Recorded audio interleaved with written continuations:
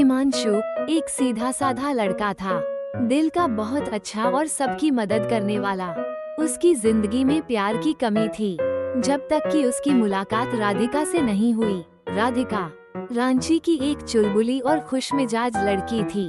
दोनों की पहली मुलाकात सोशल मीडिया पर हुई और फिर धीरे धीरे उनकी बातें फोन पर होने लगी। पहला हिस्सा प्यार की शुरुआत शुरू में बस हल्की फुल्की बातें होती थीं, लेकिन धीरे धीरे उनकी दोस्ती गहरी होती गई। राधिका का हंसता मुस्कुराता अंदाज हिमांशु को बहुत पसंद आया। हिमांशु को ऐसा लगता था कि राधिका ही वो लड़की है जिसके साथ वो अपनी पूरी जिंदगी बिताना चाहता है। दोनों देर रात तक एक दूसरे से बात करते, सपने बुनते और एक दूसरे के बिना दिन बिताना मुश्किल हो गया था।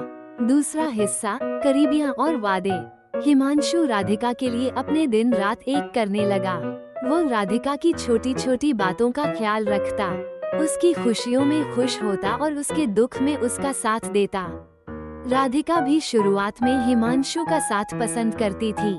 दोनों ने एक दूसरे से ढेर सारे वादे किए, साथ जीने और मरने के, एक दूसरे के साथ रहने के। हिमांशु को लगता था कि राधिका ही उसकी सच्ची साथी है। तीसरा हिस्सा दूरी और धोखा। कुछ समय बाद राधिका की बातें बदलने लगीं।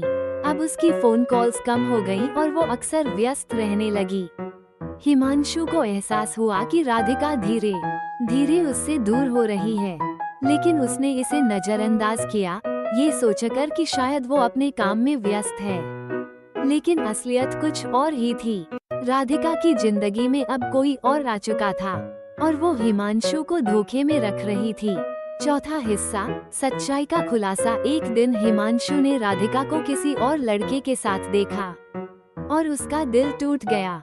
उसने राधिका से बात करने की कोशिश की, लेकिन राधिका ने उसे नजरअंदाज कर दिया और साफ कह दिया कि उसकी जिंदगी में अब हिमांशु के लिए कोई जगह नहीं है। हिमांशु को समझ नहीं आया कि आखिर उसने कहाँ गलती की। उसकी पूरी दुनिया जैसे बिखर गई। अधूरी मोहब्बत। हिमांशु ने राधिका से बहुत प्यार किया था और उसके धोखे से वो टूट गया, लेकिन उसने खुद को संभाला और समझा कि जिंदगी रुकती नहीं है। राधिका की बेवफाई ने उसे मजबूत बनाया।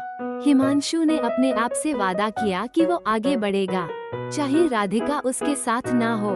अंत। हिमांशु की यह कहानी हमें सिखाती है कि हर प्यार का अंत खुशहाल नहीं होता, लेकिन किसी के धोखे से हमारी जिंदगी नहीं रुकनी चाहिए। प्यार में गिरकर भी हमें खुद को संभालना होता है और आगे बढ़ना होता है। हिमांशु की अधूरी मोहब्बत उसकी ताकत बन गई और उसने अपनी जिंदगी को एक नए सिरे से शुरू किया, बिना किसी शिकायत के।